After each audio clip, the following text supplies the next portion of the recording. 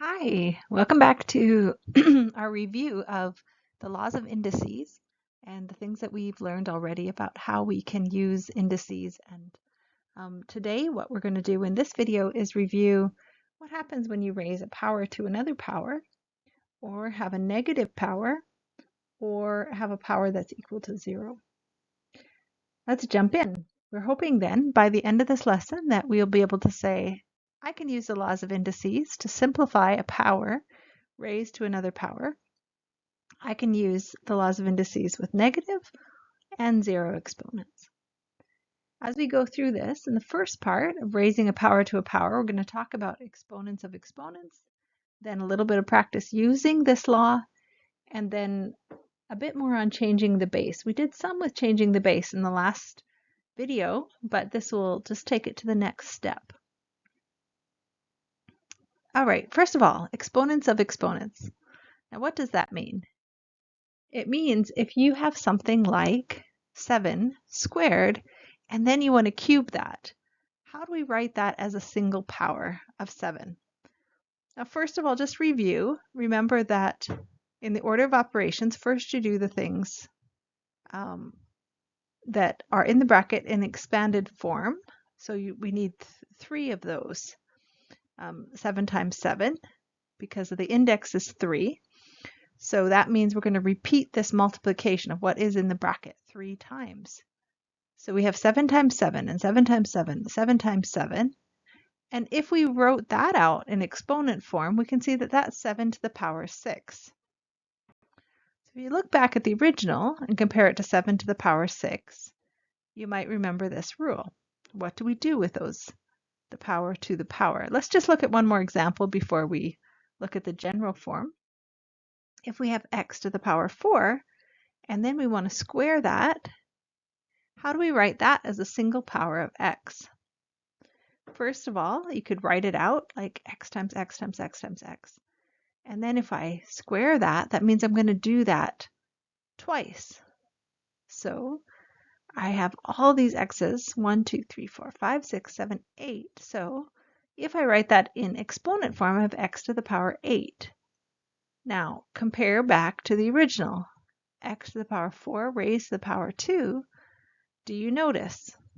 Okay, yes. Hopefully you remember from before that you multiply these exponents. So what is this law then? The law of indices, the generalized form for the power law, is that if I have something like a raised to the power m, and then that whole thing raised to the power n, it's like the m and the n should be multiplied together. Here's an example with numbers. 4 to the power 8 raised to the power 5 is 4 to the power 40. 8 times 5. Or 5 to the power negative 3 raised to the power 7. Those are multiplied together and you get 5 to the power negative 21. Or 7 to the power negative 2 raised to the power negative 5. We end up having negative 2 times negative 5, which is 7 to the power 10. Remember, the negative times a negative in this situation also makes the exponent positive. Here's an example that we did with x's. X to the power 2 raised to the power negative 3 would be x to the power negative 6. It works also with fractions or decimals, that if there's something raised to a power raised to another power, you can multiply those things. So when raising an exponent to a power, you multiply the exponents. Now you try a couple. Okay, grab your notebook if you need it. Look at the example on the screen and see if you can simplify.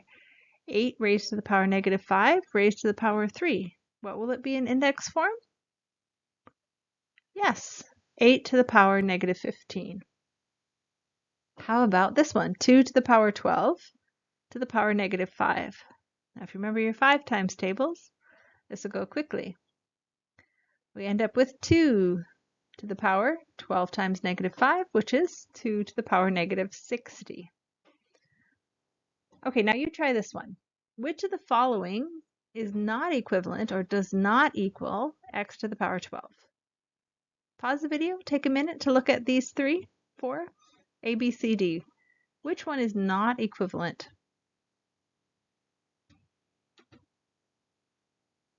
Did you come up with an answer? All right. The first one, is it equivalent? Yes, it is. Because -4 times -3 is 12. How about the next one? Ah, no, that is the one. It's not equivalent because it would give you a -12. And C and D both would also equal 12. So those weren't the ones.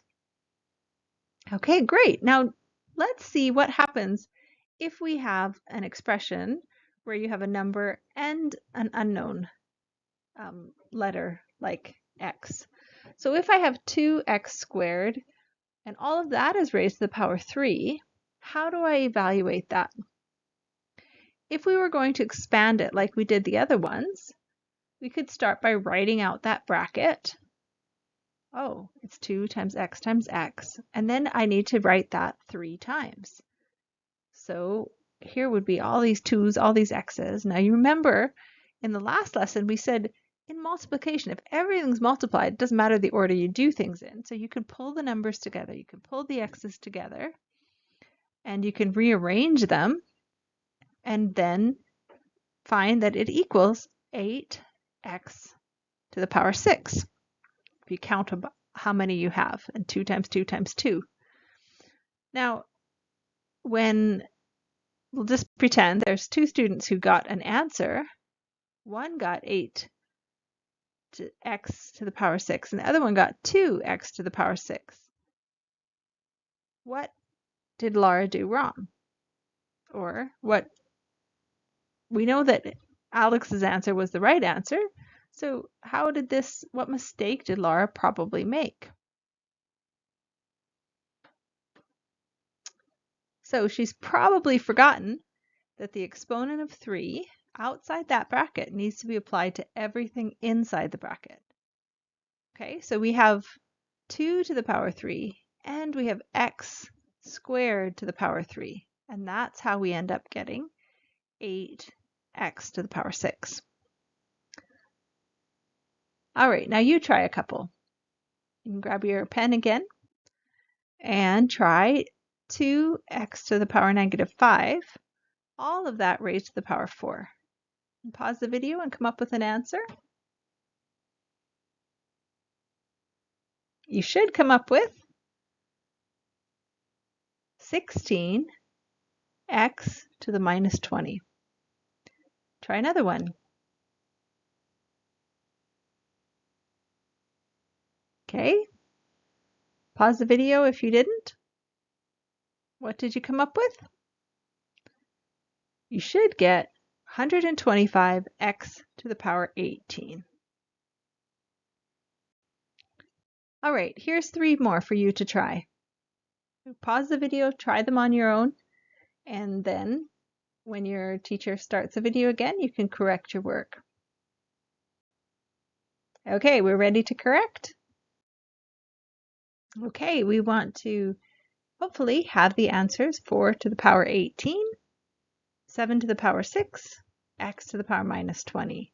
Now, you could have rewritten that as a big number, 4 to the power 18, if you used your calculator, or 7 to the power 6 would be a great big number, or you could have x to the power -20 as being 1 over x to the 20. If you wrote it that way, those are also correct, but this is the answers you were aiming for. All right, now in raising a power to a power, let's just practice. How does this help us? If we can do this, it helps us when we're changing the base. Imagine you have a question that Alex and Laura are facing. Here's this question. They're asked to simplify 4 to the power 5 times 8 to the power 2 divided by 16 to the power 2 and give their answer in index form. Now, as you might notice, Laura noticed, how are we going to do this? She asks. 16 is a power of 4, but 8 is not a power of 4. So how can we get them all to be able to be simplified? Alex sees a way to do this. Can you see a way? You can pause the video and share your answers if you have an answer. That'd be great. Well, Alex tells Laura all of them are powers of 2. So in this case, you could change all 3 of them into base 2, and then you'd be able to do the calculation. So let's just see what that would look like. If we rewrote 4, 8, and 16 as powers of 2, what would they look like? 4 would be 2 to the power 2. 8 would be 2 to the power 3. 16 is 2 to the power 4. So in our original question, though, we already had them to powers. So here we have again then a power to a power. So instead of writing 4 to the power 5, we could write 2 to the power 2 in brackets 2 to the power 2 to the power 5. 8 squared could be 2 to the power 3, and all of that is squared. And 16 squared could be 2 to the power 4, and all of that is to the power 2. And this helps you not to lose the plot or lose parts as you're working, because it helps to keep it more simple than writing it all out can sometimes get confusing. So 2 to the power 2 raised to the power 5 would be 2 to the power 10. And then you multiply 2 to the power 6. 2 to the power 4 raised to the power 2 is 2 to the power 8. Then you can rewrite the original question, all base 2. Then you can do the calculation by adding and subtracting, following those multiplying and dividing laws, and come up with a final answer. Most of the time, you can leave it in index form unless it asks you to evaluate fully and come up with the exact answer, not in index form. So sometimes when we're changing the base, we're not just changing one base, we're changing all of the numbers in the question to common bases or to a common base, trying to be able to calculate it. So we want to match now the expressions on the left with what would be the best base used to simplify it. Hopefully you're starting to recognize these numbers, and you can see that if I have 25 and 125, the best base would be 5. 64 and 16, a common base for them would be 4. 27 and 9, 3. 64 and 32, those could both be written as base 2. Okay, now you try these ones. Simplify 64 cubed times 32 squared. Okay, pause the video. Work out an answer. Then let's correct our work together, okay? 64 can be 2 to the power 6.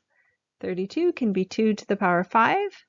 So if those are multiplied together, we would then have 2 to the power 6 to the power 3, 2 to the power 5 to the power 2.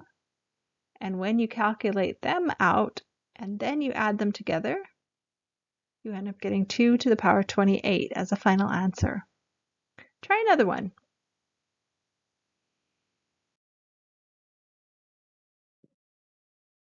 Pause the video and try this question. Okay, these would be best to base 5. They can be written as 5 to the power 2, 5 to the power 3. Then you put them into which power they were raised to, multiply, and you end up being able to divide them, and you get 5 to the power minus 1.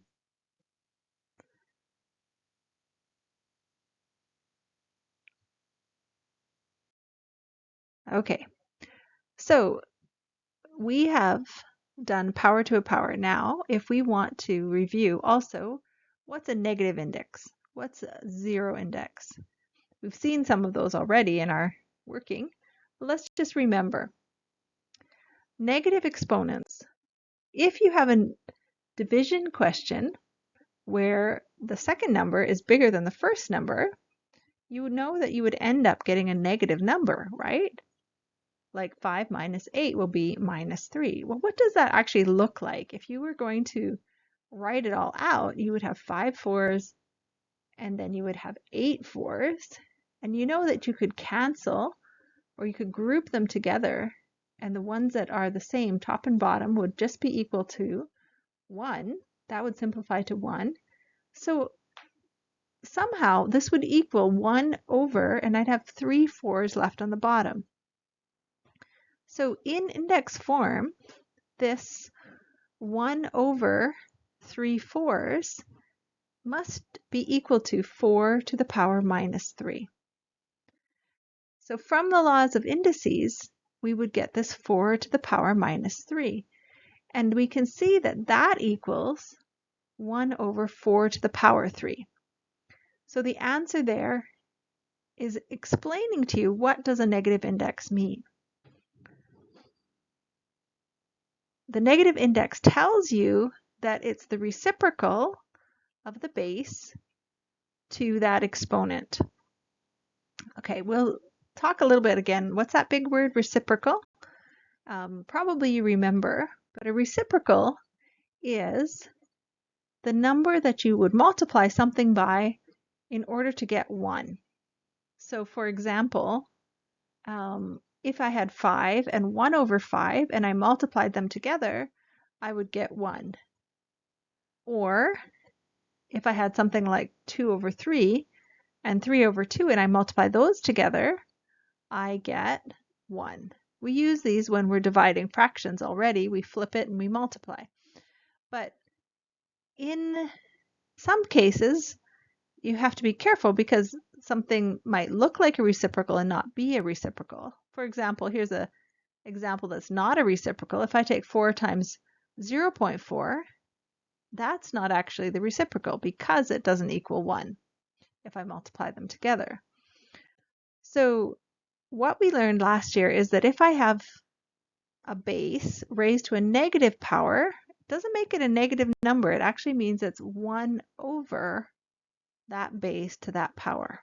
It turns it's a fraction. It's expressing a fraction when you use a negative exponent. So can you now try these 3 questions? Pause the video and see if you can remember how we would evaluate these. Okay, hopefully you have your answers now. So for the first one, you should get 1 over 5 to the power 3, which is equal to 1 over 125. Second one, 2 to the power 4 is negative 4 is 1 over 2 to the power 4, or 1/16. Most of the time, don't change them into decimals unless you're asked to, or it seems important in the question. If I have negative 4 raised to the power negative 3, this is like 1 over negative 4 to the power 3. And if you multiply negative 4 3 times, you're going to get a negative number. So you get 1 over 64, but the whole thing is negative. Now, Laura, back to our example. All right, here's a problem that Laura tried, and she thinks that 6 to the power negative 3 will end up giving you negative 1 over 216. What feedback would you give to Laura with this common mistake? What is it that she's not doing right? Okay, hopefully you would be able to tell her that the negative index doesn't make the number negative. It just tells you that it's 1 over that base with the index, or it's the reciprocal of the base to the same exponent.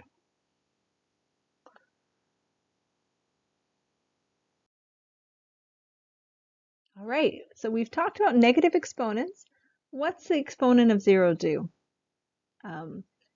So we talked about this with our presentations last year. I think that Lyric did this one.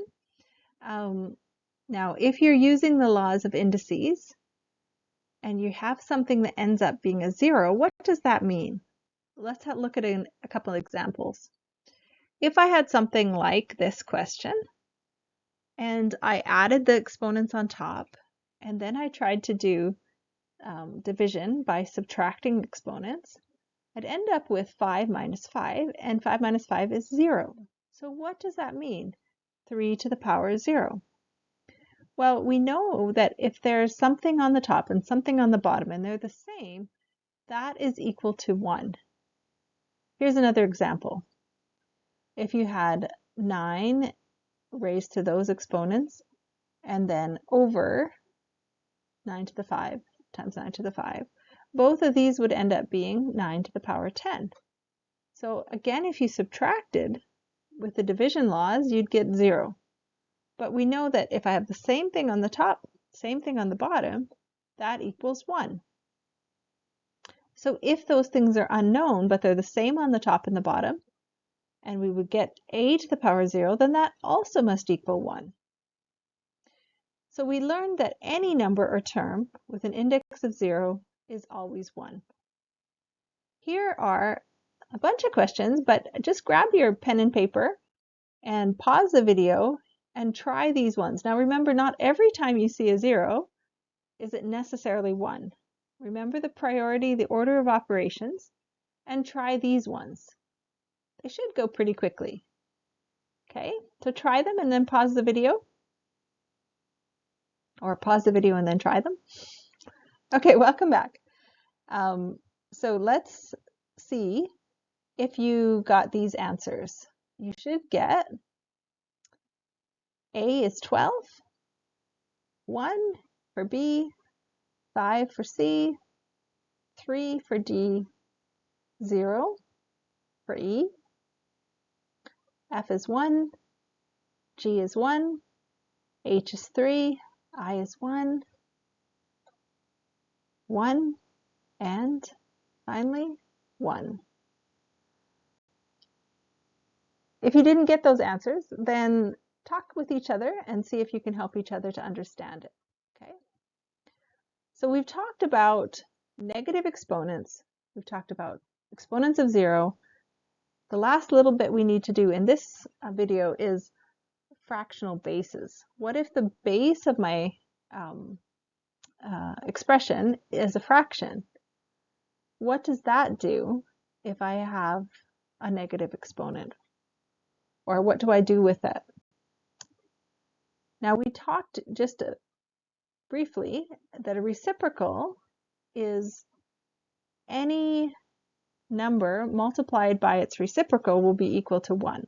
So which ones down here below would you say are reciprocals? Can you find any pairs? Maybe you pause the video and see which ones you would match up. 4 matches to 1/4. 8 to 1/8. 2/3 to 3/2. 9/10 to 10/9.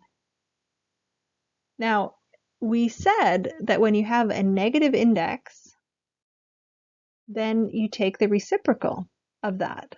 So if you have 4 to the minus 1, we know that that's 1/4 to the power 1 as understood. Or 8 to the power minus 1, 1/8. So if I have something like 2/3 to the power minus 1, that equals the reciprocal, 3/2. If I have something like 9/10 to the power negative 1, that equals 10/9. So try these ones. Pause the video and see if you can come up with answers to these 4 questions. Okay, welcome back. Hopefully you got that equals 2/5, 3/4. This one you need to change it from a mixed fraction into an improper fraction, and then you could find the answer. So you have to do 13/5, and then that equals 5/13. And for D, you also had to add the two things together after you found what they equaled. So then you need a common base, common denominator. And if you do that, you can have 7/4 as a final answer. All of these ones have the exponent just being -1. What if it's minus something else? What do you do with that? Let's look at a few examples. So we know that a negative index tells you that the thing is the reciprocal of the base in the exponent. So if you have something like 4/5 raised to the power -2, how do you figure out how to evaluate that? First of all, you can think, okay, I take the reciprocal because that's what the negative does. Then I square that, so that means I multiply it by itself. So you get the final answer, 25/16. So this -2 index tells us to take the reciprocal, to reciprocate, and then to square the number.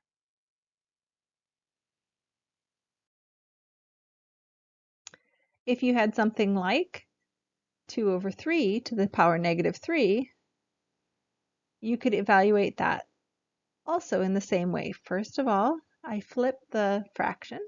That deals with the negative. It's like 1/2/3, but that will equal 3/2. Then both things, the 3 and the 2, have to be cubed. So that number outside the bracket is applied to both of the things inside. And then you can evaluate 27/8. Okay, so here's 4 more for you to try in class. And if they're mixed fractions or a decimal, you might want to write them as a regular fraction. It actually makes it easier. Don't do these on your calculator. Try to do them without your calculator. Okay, welcome back. So let's see what we got. Should get 25/9 for A, 8/27 for B,